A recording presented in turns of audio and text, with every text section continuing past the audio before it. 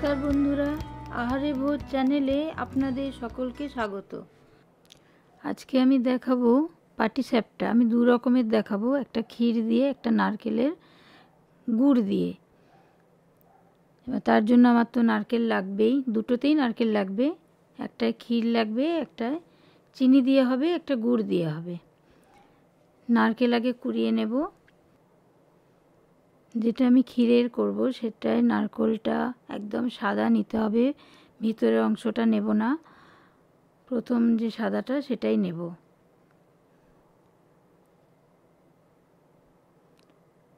আর যেটা আমি গুড় দিয়ে করব, নারকেলের ছাই, সেটাতে নারকেলের ভিতরের লাল অংশটা নিয়ে নেব।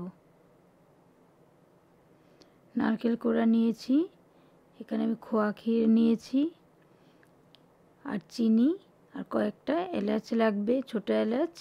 আমি আগে পুরটা বানিয়ে নেব, পরে আমি ব্যাটারটা দেখাচ্ছি। খোয়া ক্ষীরটা আমি এখানে 1 কেজি নিয়েছি। আমি আর একটার জন্য পুর একবারে বানিয়ে নেব। 250 গ্রাম চিনি আছে, এখানে অর্ধেক মালা নারকেল আছে, একটা গোটা নারকেলের অর্ধেক, 4 থেকে 6টা ছোটো এলাচ। এটা আমি পরে থেঁতো করে গুঁড়িয়ে নেব। নারকেলটা আমি মিক্সিতে একটু পেস্ট করে নেব, তাতে করে ক্ষীরের সঙ্গে ভালো মিশে যাবে। এখানে ব্যাটারের মধ্যে চিনি মেশানো হবে, যার জন্য চিনিটা আমি এখানে কমই দেব, মিষ্টিটা কম হবে। নারকেলের একটা মিষ্টি আছে।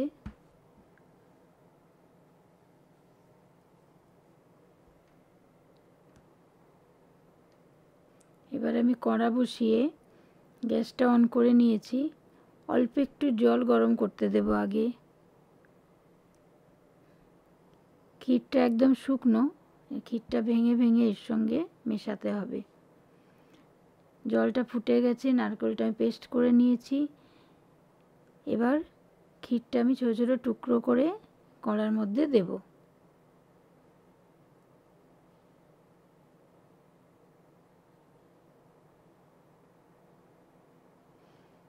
এবার এটা ভালো করে মেশাতে হবে জলের সঙ্গে, আস্তে আস্তে নরম হয়ে যাবে।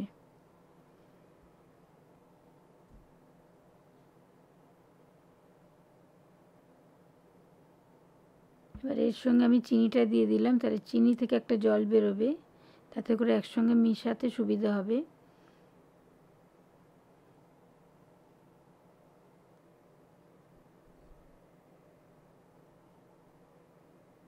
এবার আমি নারকেলের পেস্টটাও দিয়ে দিলাম, মানে নারকেল কোড়াটা যেটা বেটেছিলাম সেটা দিয়ে দিলাম, কেন এটাও তো পাক করতে হবে, একসঙ্গেই পাক হবে।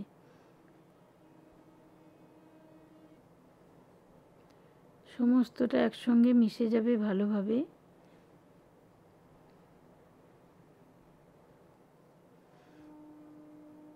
এবার এলাচগুলো আমি ছোটো এলাচগুলো গুঁড়িয়ে নিয়েছি, খোসাগুলো বাদ দিয়ে বাকিটা আমি দিয়ে দেব। এটা নামানোর সময় ছড়িয়ে দিতে হবে।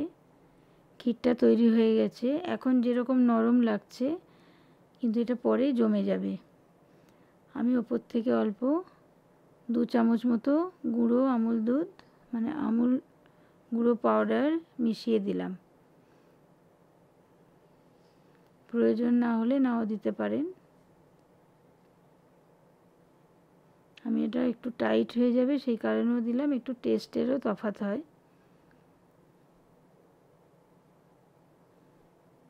ক্ষীরটা এখন জল জল মনে হচ্ছে, কিন্তু এটা নামানোর পর আবার জমে যাবে। এটা তৈরি হয়ে গেছে, নামিয়ে ফেললাম। এবার আমি ব্যাটারটা করব। 2 কাপ ময়দা নিয়েছি, এখানে এই কাপ মেপেই মেজারমেন্ট করে নিয়েছি আমি। 2 কাপ ময়দা আর 1 কাপ সুজি নেব। যতটা ময়দা নেওয়া হবে তার হাফ সুজি নেওয়া হবে।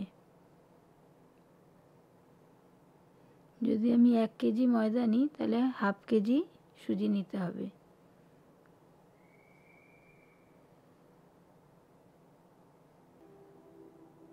ব্যাটারে মিষ্টি দেবো, বেশি দেওয়া হবে না। এখানে হাফ কাপ মতো চিনি দেব। যেহেতু ক্ষীরে মিষ্টি আছে, এখানে বেশি মিষ্টি দেওয়া হবে না। আর অল্প পরিমাণ নুন দেওয়া হবে, এখানে 1 চামচ মতো নুন দেওয়া হবে। এটা অনেকে দুধ দিয়ে গোলে, কিন্তু আমি কোনোদিন দুধ দিয়ে গুলি না। এখানে সাদা জল দিয়েই আমি প্লেন জলেই গুলবো, কেন যেহেতু ক্ষীরের একটা টেস্ট আছে, আবার ব্যাটারে দুধ দেওয়ার কোনো প্রয়োজন নেই। অনেকে চালের পাটিসাপটা করে, আমি চালের করি না, ওর খুব মোটা মোটা এবং ভারী হয়। এটা ভীষণ পাতলা, খুব হালকা, খুব নরম হবে এবং মুচমুচে করতে চাইলেও মচমচে হবে।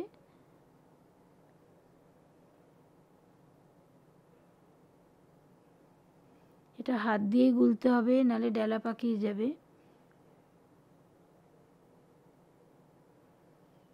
এটা হাতা বা চামচ দিয়ে গোলা যায় না, তাহলে বোঝা যাবে না। আর জলটা একসঙ্গেই দিতে হবে, মোটামুটি 3 কাপ মতনই জল লাগবে এখানে। যতটা পরিমাণ ময়দা সুজি নিয়েছি ততটাই জল লাগবে। 3 কাপ জিনিস, তাহলে 3 কাপ জল।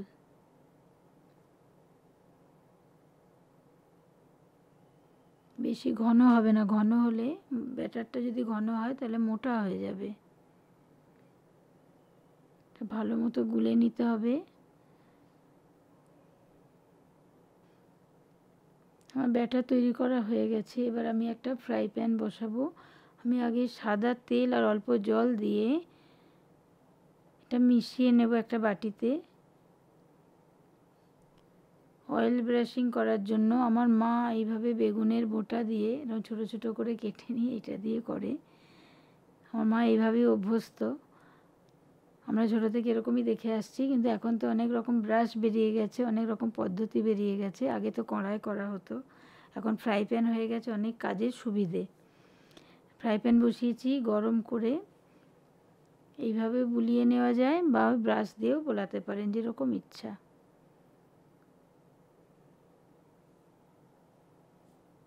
এবার ব্যাটার থেকে অল্প অল্প পরিমাণে, মোটামুটি একটা ছোটো হাতার 1 হাতা দিতে হবে।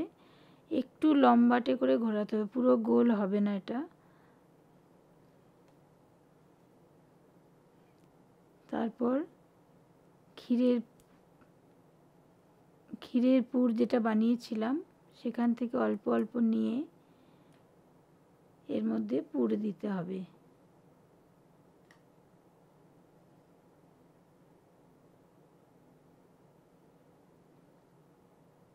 এটা একটু চেপে দিতে হবে যেন খুলে না বেরিয়ে আসে।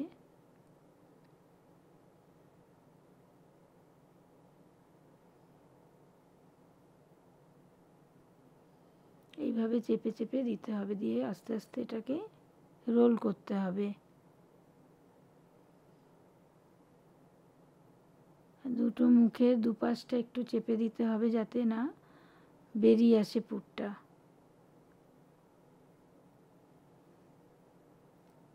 এইভাবে বানিয়ে আমরা আগে তুলে নিই, পরে আবার এটা আমি ঘি দিয়ে, গাওয়া ঘি বা ডালডা ঘি দিয়ে এটাকে ভাজবো, আবার ফ্রাই করব। এইভাবে সমস্ত পাটিসাপটা আমি বানিয়ে নেব। আমার চ্যানেলে যদি নতুন হয়ে থাকেন তাহলে অবশ্যই চ্যানেলটি সাবস্ক্রাইব করবেন এবং পাশের বেল আইকনটিতে ক্লিক করে দেবেন, তাহলে আমার পরবর্তী ভিডিও এলে আপনারা নোটিফিকেশান সাথে সাথে পেয়ে যাবেন। এবার আমি আলাদা গাওয়া ঘি বা ডালডা দিয়ে এগুলো ভেজে নেব। আমরা এইভাবেই করি। যদি আপনারা কোনো নতুন ভিডিও দেখতে চান তাহলে কমেন্ট সেকশানে গিয়ে আমাকে জানাতে পারেন। আমার রান্নাটা যদি ভালো লেগে থাকে তাহলে অবশ্যই একটি লাইক দেবেন আর কমেন্ট সেকশানে জানাবেন আপনাদের রান্নাটি কেমন লাগলো। অবশ্যই শেয়ার করবেন। এইভাবে এপিঠ ওপিঠ সুন্দর করে ভেজে তুলে নিতে হবে। ভাজা হয়ে গেছে, এটা আমি এবার তুলে নেব। আমার ক্ষীরের পাটিসাপটা রেডি।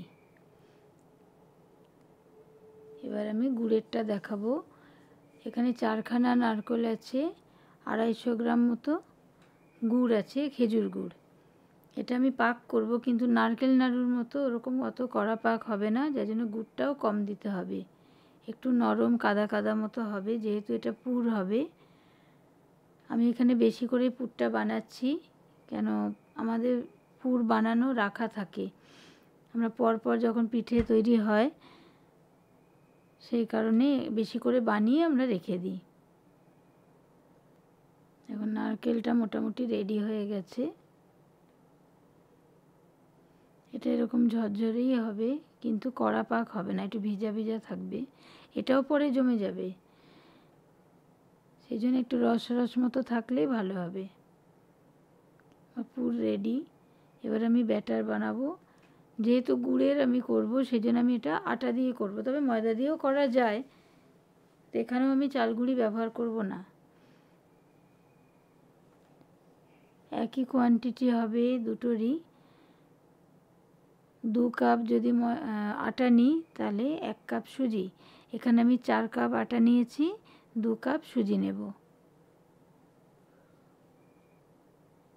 এখানে আমি 2 কাপ সুজি নিলাম, তবে সুজি একটু বেশি দিলে কোনো অসুবিধে নেই। এবার এটা আমি খেজুর গুড় দেব। অল্প নুন, যেরকম ওটাতেও দিয়েছি 1/2 চামচ, এটাতে 1 চামচ হবে, যেহেতু এটা একটু পরিমাণটা বেশি। এখানে আমি গুড় দিচ্ছি, গুড়টা একটু ঘন আছে। এখানে 1 কাপ মতো গুড় দিয়েছি, আর 6 কাপ মতো জল দেব। 6 কাপ জল দেব, কিন্তু আমি আগে গুলে নেব, আস্তে আস্তে অল্প অল্প করে জল দেব।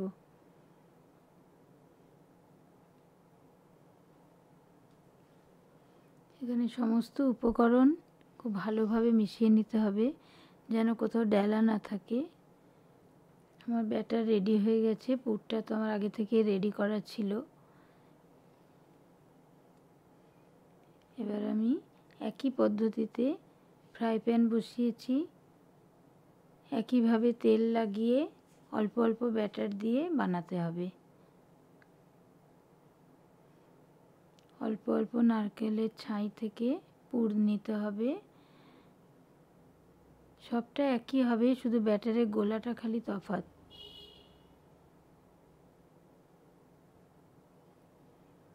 এটাও পরে আবার ডালডাতে বা গাওয়া ঘিয়ে ভাজতে হবে।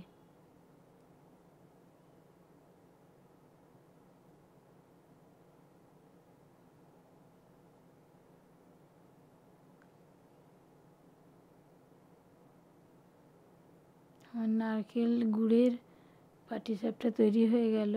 এইভাবে আমি কয়েকটা বানিয়ে নেব।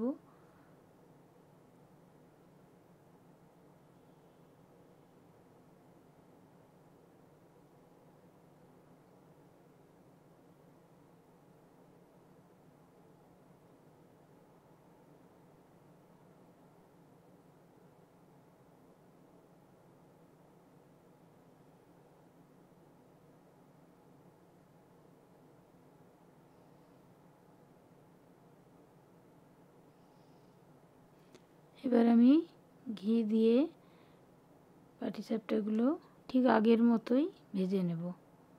এপিট ওপিট করে সুন্দর করে ভেজে নিতে হবে। এইভাবে বানালে এটা খেতে খুব টেস্টি হয়। আমরা যখন পাটিসাপটাটা বানাই তখন খুব একটা ভাজি না, যার জন্য খুব তাড়াতাড়ির মধ্যে ওটা রোল করেই তুলে নিই, যেহেতু আমি এটা পরে ভাজবো সেই জন্যে।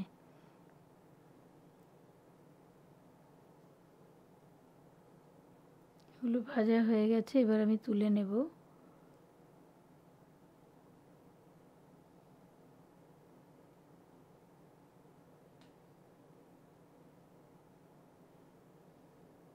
আমার নারকেল গুড়ের পাটিসাপটা রেডি।